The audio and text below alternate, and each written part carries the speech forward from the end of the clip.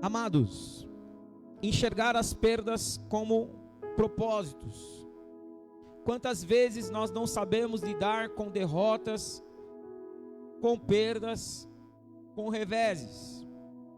E hoje o objetivo dessa palavra é fazer vocês enxergarem nas perdas, nas derrotas, nos reveses, propósitos. Então levanta a sua mão e fala: Senhor, coloque em mim os olhos da fé, para que eu possa enxergar nas derrotas, nas perdas, nos reveses, o propósito. Se hoje a perda na tua vida, não importa qual é a perda, qual é a derrota, qual é o revés, qual é a provação, se essa perda fosse uma porta, então, e essa porta tivesse um olho mágico, e você olhasse para essa porta que é a perda, no olho mágico, o que você veria? Se é realmente algo em que Deus está com você, ao olhar nesse olho mágico, você enxergará nela o propósito. Olhando nesse olho mágico dessa porta que é a perda, você enxerga lá na frente um propósito. Por mais que muitas vezes agora tenha sido dolorido, por mais que tenha doído agora está doendo, mas você precisa entender que há um propósito até mesmo nesse sofrimento. Você tem que entender que há um propósito nesse choro, nessas lágrimas, nas dores que você tem sentido. Nós vemos nessa passagem, nós vemos que Saul, ele foi o primeiro rei de Israel, não pela vontade de Deus, porque Deus governava o povo, mas ele foi levantado porque o povo, em determinado momento, o povo cansou dos juízes, e Samuel era o juiz e profeta, mas o povo falou: nós queremos ser como as outras nações, nós queremos ter um rei. Quando o povo falou isso, o povo feriu a Deus na hora. Às vezes eu fico preocupado, tem pessoas que às vezes falam as coisas, se elas me ferirem, tá ótimo. Se me ferirem, eu, pastor Éder, se com aquilo que você falar, tá ótimo. O problema é quando tem pessoas que perdem a noção, e ao falar para mim, elas acabam falando, e o que elas falam vai verticalmente e fere o coração de Deus. Eu já vi isso acontecer, não uma nem duas vezes, já vi acontecer várias vezes. As pessoas às vezes não medem palavras, e muitas vezes elas vão e ferem o coração de Deus. Então, nós temos que tomar cuidado com isso, porque às vezes uma murmuração, uma reclamação, uma palavra mal falada na nossa boca, ela pode ferir o coração de Deus. E o povo feriu o coração de Deus. Deus guiou eles em todas as batalhas. Deus tinha feito grandes coisas no meio deles, milagres, maravilhas, sempre foi um Deus de poder na vida deles, mas agora para eles Deus não era suficiente, eles queriam um rei. Eles queriam alguém que eles pudessem ver, de carne e osso. Aí Deus falou: tá bom. Deus tem coisa que a gente fica pedindo, chegou uma que Deus dá. Por isso minha avó falava assim: toma cuidado com o que você pede, porque o que você pede Deus dá. Minha avó falava isso. E aí depois, quando Deus dá, muitas vezes você se arrepende. Ai Deus, por que o Senhor me deu isso? Você pediu. Mas o Senhor, isso aqui está me fazendo mal. Mas você pediu. Então muitas vezes a gente tem que tomar cuidado com aquilo que a gente está pedindo. E o povo pediu um rei. Deus deu o rei. O rei era Saul, um homem filho de Quis. E esse Quis não era um pobre. Esse Quis era um homem de bens, a palavra está falando. Ou seja, não era uma pessoa que precisava de uma posição para ter recurso. Não, ele tinha já a posição, que ele era um homem ali de posses. Ele era um homem que tinha bens. E um determinado dia, Saul ajudava o pai. E um determinado dia, ele vê as jumentas deles sumirem. Do dia para a noite, algumas jumentas do seu pai sumiram. E ele ficou ali procurando, pegou alguns homens, alguns servos, e foram procurar essas jumentas. Passou um dia, não achou as jumentas. Foram para uma cidade e não acharam as jumentas. Foram para outra cidade e não acharam as jumentas. Foram para outra cidade e não acharam as jumentas. Até que um dia eles falaram assim: a gente já procurou tanto essas jumentas, eu acho que não adianta mais a gente procurar. Aí um dos servos que estava com Saul, falou assim: Saul, tem um homem aqui, não vamos embora agora não. Tem um homem aqui que ele é um homem de Deus. Ele é um homem de Deus, ele é um homem reconhecido, ele é um homem que quando ele fala, acontece. Ele é um homem que se ele orar a Deus, Deus vai falar. Onde estão as jumentas que se perderam? Saul falou: então tá bom, só para tirar o desencargo da consciência, vamos lá. E eles foram. Só que eles falaram: o que a gente vai levar para o profeta? Porque naquela época, quando você visitava um profeta, você não podia ir de mãos vazias, você tinha que levar um presente. Acho que vou fazer voltar essa época aqui agora. Você vai visitar o profeta, você não vai vir de mãos vazias. Tô brincando. Mas eles foram lá na casa de Samuel. E ali quando eles chegam na casa de Samuel, o Senhor fala com Samuel naquela hora e fala assim: Samuel, eu vou mandar um homem amanhã. Um dia antes Deus já tinha falado com Samuel: amanhã eu vou mandar um homem aqui. Esse homem, você vai ungir ele rei. Que o povo pediu um rei, não pediu? Quando o povo pediu o rei, não feriu o teu coração, feriu o meu. Não só o teu se entristeceu, mas o meu. E já que o povo quer um rei, vou dar um rei para eles. E é esse homem que vai vir te procurar amanhã. Quando Saul chega, Samuel já sabia que ele ia chegar. E ele vem, na verdade, para falar com Samuel por causa das jumentas que o pai dele tinha perdido, que ele já estava 3 dias atrás das jumentas. E na verdade, quando ele chega lá, algo totalmente diferente estava preparado para ele. Ele foi ali por uma coisa, mas na verdade Deus tinha preparado uma coisa muito maior.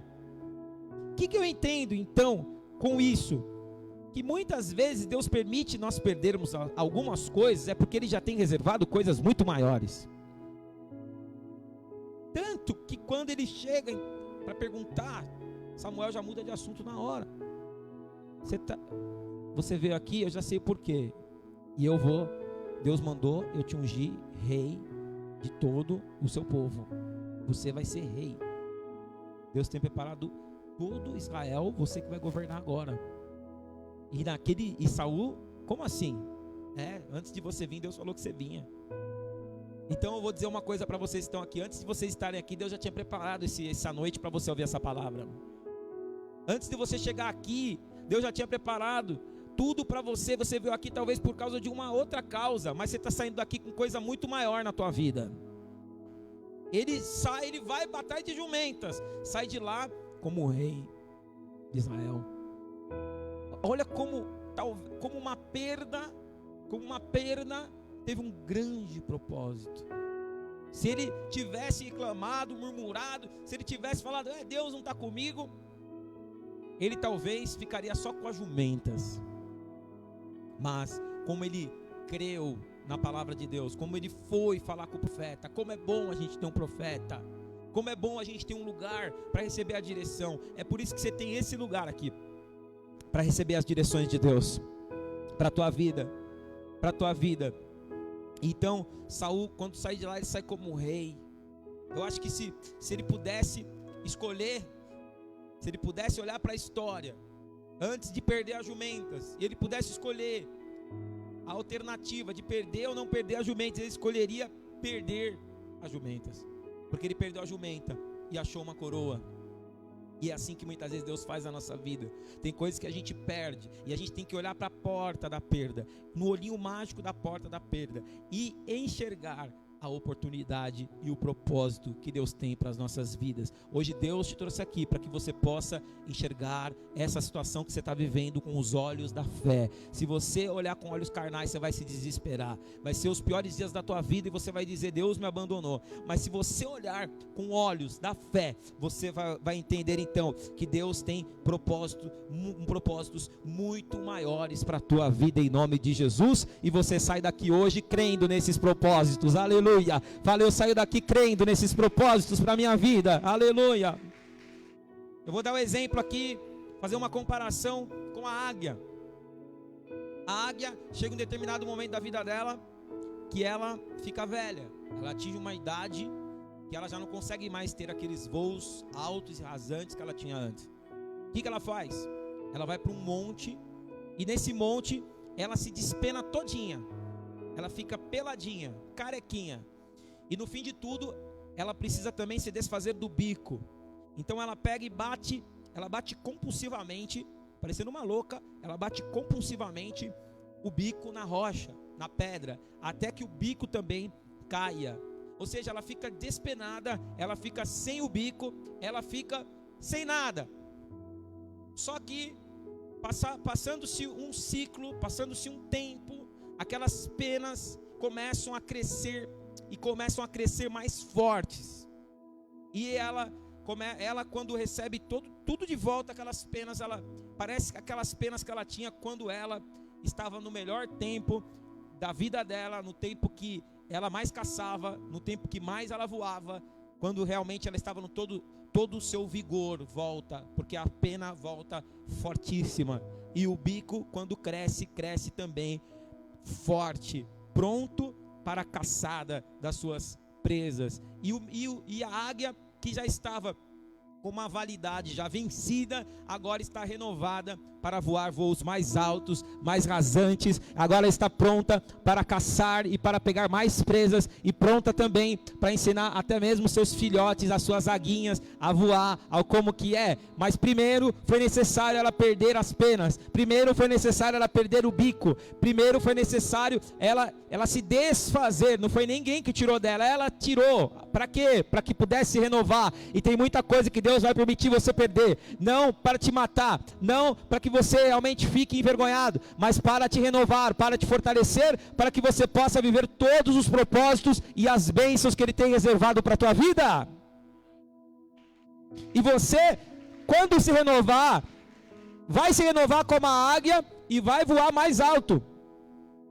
A palavra fala em Isaías 40, os jovens se cansam e se fatigam. Isaías 40, 31. Os jovens se cansam e se fatigam, mas os que confiam no Senhor renovam as suas forças, voam como águia pelas alturas. E o Senhor está falando que você ainda é uma águia nas mãos dele. Por mais que muitas vezes você perdeu a pena, por mais que muitas vezes você perdeu o bico, mas o Senhor não te olha dessa forma. Ele te olha ainda como uma águia que vai voar os voos que Ele tem para a tua vida. Aleluia! Dá um aplauso ao Senhor. A perda, ela tem quatro sentidos principais, as perdas. Primeiro, as perdas no âmbito carnal, que envolve perda de bens materiais, perda de relacionamentos, amizades e pessoas. Esse é o primeiro âmbito de uma perda, perda carnal. Diga, perda carnal. Aí tem o segundo sentido da perda, a perda espiritual. A perda espiritual, envolve paz, a perca da paz, porque a paz ela é espiritual. A alegria é espiritual.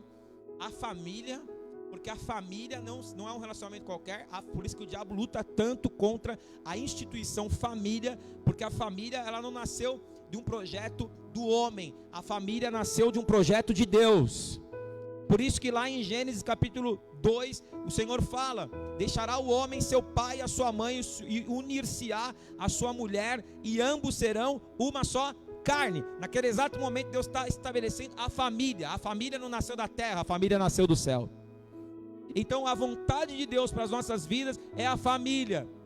Se há uma área da nossa vida que o diabo vai atacar, vai ser na nossa família, porque a família vem de Deus. Então esse âmbito espiritual envolve a paz, diga paz, alegria e família. Então essas três coisas que o diabo vai querer tirar da sua vida: o diabo vai querer tirar a tua paz, o diabo vai querer tirar a tua alegria, e o diabo vai querer tirar a tua família. Porque existem a parte carnal, o diabo não está interessado. Porque se você perder seus bens materiais, você vai perder só carnalmente falando, só aqui na terra. Se você perder amizades, você faz outras. Amizades que é uma ligação de alma. Como diz que Davi ficou amigo de Jonatas ao ponto da sua alma se ligar à alma de Jonatas. Amizade na alma. Eu, quando me converti, eu perdi muitos amigos. Muitos amigos. Muitos amigos. Por quê? Porque eles tinham uma forma de pensar, porque eles queriam curtir a vida, e eu agora estava gastando a minha vida na presença do Senhor.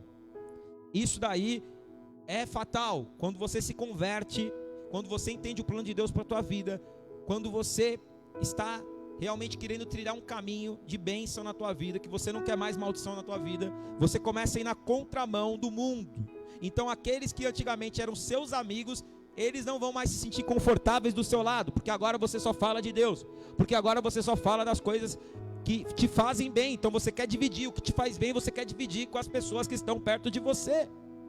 E aí as pessoas que estão lá fora, elas falam daquilo que aparentemente as faz bem. E as pessoas estão muito preocupadas com as perdas carnais. Se você conversar com alguém lá fora e falar assim, olha, você vai perder tudo que você tem financeiramente, a pessoa na hora, não, por favor, não faz isso, eu faço tudo que você quiser, eu faço um trabalho de macumba para não perder tudo que eu tenho, ao medo que a pessoa tem. Se você falar, você vai perder esse relacionamento, não, por favor, vou fazer um trabalho, em 7 dias vou trazer ele de volta. Não é? Você já viu alguma mensagem nos posts aí? Trago ele de volta ou ela em 7 dias. Porque a alma dela está ligada a outra pessoa. É só relação de alma. Então as pessoas estão preocupadas com essas coisas da carne. As pessoas estão preocupadas com as coisas da alma. Agora, as pessoas não estão preocupadas com as perdas espirituais. E essas sim, elas tinham que estar preocupadas. As perdas espirituais, que envolvem, novamente eu repito, que envolve o que eu falei? Diga a paz, a alegria, a família. E tem um quarto que eu não falei, que é o principal, a salvação eterna. Se você falar com qualquer pessoa lá fora, ela está preocupada em perder dinheiro, ela está preocupada em perder relacionamentos, ela está preocupada em perder amizades, ela está preocupada em perder posições. Mas se você falar para ela da salvação, ela despreza, ela não está preocupada, ela está preocupada em ser feliz hoje, mas ela não sabe que a salvação, ela acha que no fim da vida ela vai poder escolher ir para o céu. Só que na verdade, o que nos faz ir para o céu não é a decisão que tomamos no dia da morte, mas é a decisão que tomamos durante a vida. O que nos faz ir para o céu, repita comigo, o que nos faz ir para o céu não é a decisão que a gente toma depois da morte, mas durante a vida. Deus está nos dando a oportunidade de decidir o céu e de viver o reino dele em vida. Por isso Jesus fala, não temam os homens que podem matar a carne, mas temam a Deus, que além de permitir a morte carnal, ele pode lançar a alma no inferno. A grande preocupação hoje deve ser a salvação. Eu tenho falado isso todos os cultos. Deus tem falado comigo. O meu povo precisa entender, a minha igreja precisa entender que a minha volta está muito perto, que a minha volta está iminente. E ai daquele que deixar para decidir no último dia. Não deixe para decidir quando não dá mais para decidir. Porque muitos, quando a porta fechar, vão cair na real e vão descobrir que não vão entrar. Vão bater na porta desesperadamente, mas a porta já não vai mais se abrir. Por enquanto ela ainda abre. Ela abre na quarta, ela abre no domingo de manhã, ela abre no domingo à noite, para te dar a oportunidade de ouvir a palavra, ser fortalecido, para que você congregue, porque a igreja verdadeira, ela congrega. Não existe esse negócio de igreja, eu vou servir a Deus sozinho na minha casa. Não existe isso daí não é igreja, isso daí é individualidade. Deus não vai buscar uma individualidade, Deus vai buscar a sua igreja. E nós temos que estar congregando. E nós devemos estar até mais vezes aqui na igreja, congregando. Porque a Bíblia fala em Mateus, no capítulo 25, das virgens prudentes e das virgens loucas. As loucas, elas dormiram e elas pensaram que o noivo ia demorar, e as candeias delas apagaram, enquanto as prudentes compraram azeite de reserva e manteram a candeia acesa. Quando o noivo estava para voltar, as virgens loucas, elas viram que não tinha azeite suficiente para manter a candeia acesa, saíram correndo para comprar, e nesse exato minuto o noivo voltou, e elas ficaram para trás. Que nós não sejamos as virgens loucas, que nós não nos preocupemos com as perdas carnais, porque essas perdas, elas podem ser recuperadas. Você pode perder uma posição, você pode perder um emprego, você pode perder relacionamento, você pode perder pessoas, mas isso daí Deus pode te restituir, Deus pode te devolver. A glória da segunda casa pode ser maior do que a primeira. Mas o que você não pode perder é espiritual. Você não pode perder a tua alegria mais. Você não pode perder a tua paz mais. Você não tem preço a tua paz, não tem preço a tua alegria. Você pode perceber que as coisas carnais têm preço, mas as coisas espirituais, elas não têm preço. As coisas espirituais, elas não têm preço. Alguém compra paz, alguém compra alegria, alguém compra família. Vem aqui ser minha família por um dia, eu te pago. Não existe família verdadeira, não. As pessoas podem, os homens podem até comprar uma prostituta por uma noite, mas eles compram o corpo delas, mas não o coração. Infelizmente, hoje nós vemos aí as coisas estão cada vez piores. Nós vemos as coisas se degradando, as coisas estão cada vez mais sujas. E nós temos que, ao contrário, nos santificar, nos limpar e nos purificar. Posso ouvir um amém?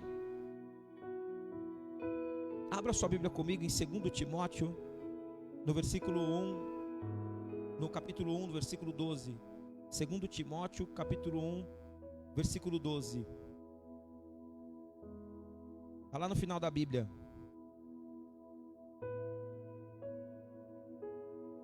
Segundo Timóteo, capítulo 1, versículo 12. Diz assim: por cuja causa padeço também isto, mas não me envergonho, porque eu sei em quem tenho crido, e estou certo de que é poderoso para guardar o meu depósito até aquele dia. O que Paulo está dizendo? Eu falei sobre 4 tipos de perdas. As 2 primeiras eu falei. Quais são as 2 primeiras? Carnal e espiritual. E dentro da carnal eu falei, e dentro da espiritual eu falei. Agora eu vou falar de outros 2 tipos de perdas. A primeira é a renúncia. O que é a renúncia? É o consentimento em perder algo, em perder alguma coisa em favor de algo. Se chama renúncia. Jesus, ele pregou um evangelho de renúncia. Evangelho que não tem renúncia não é de Deus. O evangelho de Jesus Cristo é um evangelho de renúncia. Então olha para quem está do seu lado e fala: se você quer andar com Jesus, alguma coisa você vai ter que deixar para trás. Alguma coisa você vai ter que renunciar. Para andar com Jesus tem que deixar para trás velhas amizades. Para andar com Jesus vai ter que deixar para trás velhos vícios. Para andar com Jesus vai ter que deixar para trás uma velha personalidade.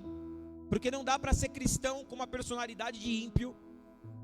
Não dá para ser um cristão louco. Não dá. Não dá para ser aquele cristão que pede 5 minutos para Jesus. Pastor, quando eu estou nervoso, eu rodo a baiana, eu viro no giraia, eu peço 5 minutos para Jesus. Quando eu vi, eu já falei, já bati, já escandalizei. O diabo dá gargalhadas quando você faz isso. Para você andar com Cristo, você vai ter que renunciar à sua personalidade. Vai doer. Mas é uma perda com consentimento. Ou seja, uma perda com consentimento é uma renúncia. Diga assim comigo: uma perda ou uma perca com consentimento é uma renúncia. Então eu tenho que estar disposto a renunciar todo dia. Eu vou renunciar ao meu eu, vou renunciar à minha vontade para fazer a vontade de Deus.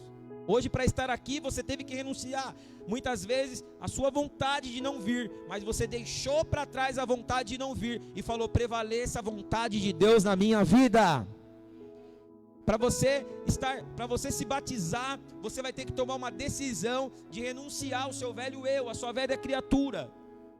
A palavra fala: aquele que está em Cristo, segundo Coríntios 5, fala: aquele que está em Cristo, nova criatura é, as coisas velhas se passaram e tudo se fez novo. É uma decisão. Eu deixo para trás o meu velho homem, chega, não vivo mais como eu vivia. Ah, mas e as alegrias que você tinha antes de conhecer Jesus? Eu vou ter que renunciar para viver novas alegrias.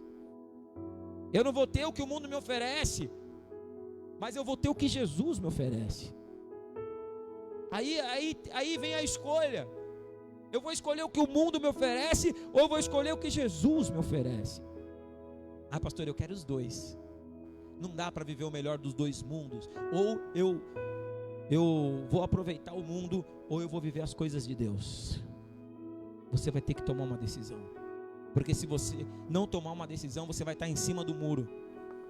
E se você estiver em cima do muro, você já pertence ao diabo. Porque Deus, ou você está do lado dele, ou você está em cima do muro. E se você estiver em cima do muro, você está do lado do diabo, do lado do mundo e do lado daquilo que a terra pode te oferecer. Mas do lado de Deus, você está do lado daquilo que o céu pode te oferecer. A perda com consentimento é a renúncia. E é muito bom, eu aprendi a renunciar. Eu aprendi a renunciar na minha vida algumas coisas e estou renunciando até hoje, e dói. Dói renunciar. Dói você fazer uma coisa sem vontade. Quem aqui já fez alguma coisa sem vontade? Ou está fazendo?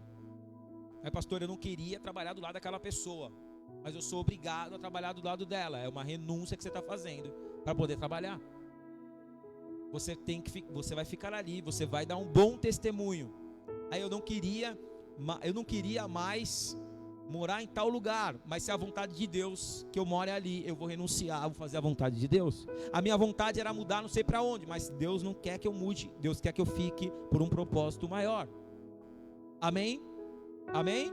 Então quando você faz isso, você fala: Deus, que não seja feita a minha vontade, mas a tua vontade. Isso envolve renúncia. Vai ser fácil? Não. Vai doer na tua carne, seu sentimento vai estar, você vai estar muitas vezes falando: nossa, eu estou sentindo totalmente o contrário, eu estou com um incômodo no meu coração, porque a tua carne vai gritar, mas você vai ter a certeza no espírito que você está fazendo a coisa certa. Eu queria me separar dessa pessoa, só que aí você fala: não, eu não vou me separar, porque a vontade de Deus é que eu ore, então eu vou continuar orando, eu vou permanecer, eu vou andar mais uma milha. Eu queria chutar o balde com essa pessoa, mas Deus está falando: não é assim, anda mais uma milha, eu vou andar, eu vou ter mansidão, eu vou, Senhor, ter longanimidade. É isso que você faz, é você renunciar. E existe o quarto tipo de perda, diga assim, quarto tipo de perda, é a perda sem consentimento.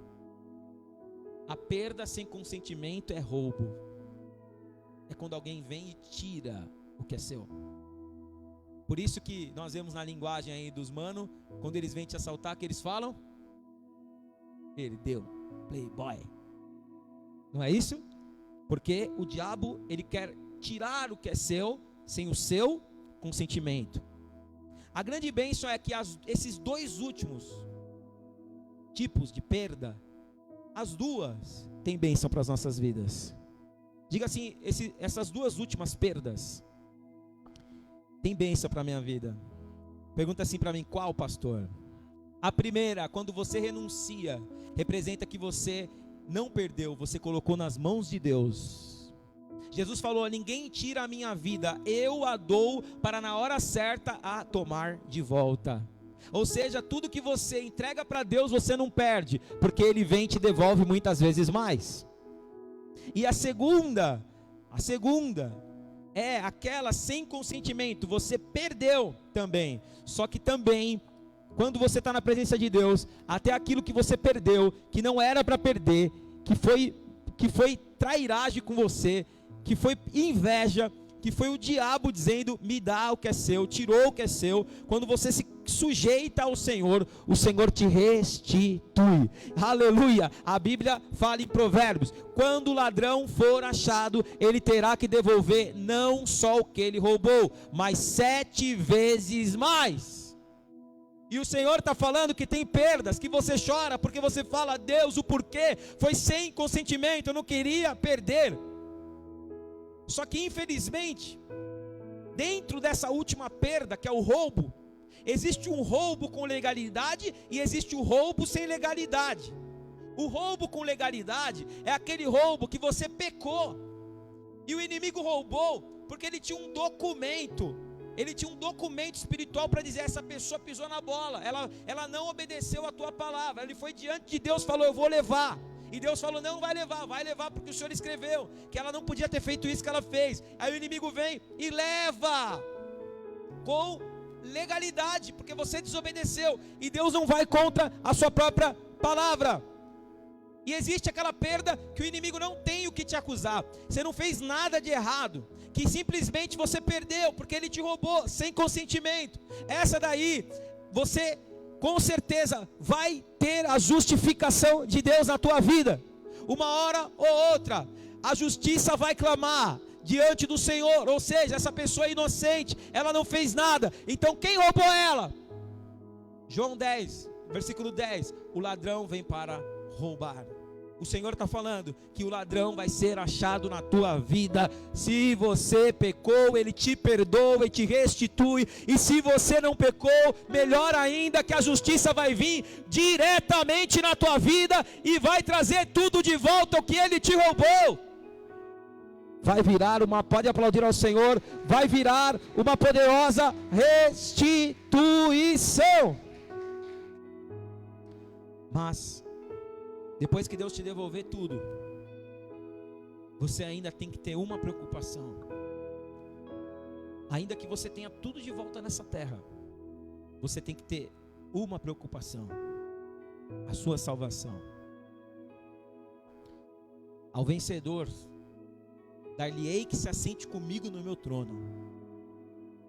Ao vencedor, darei um nome numa pedra branca, que só quem recebe que sabe.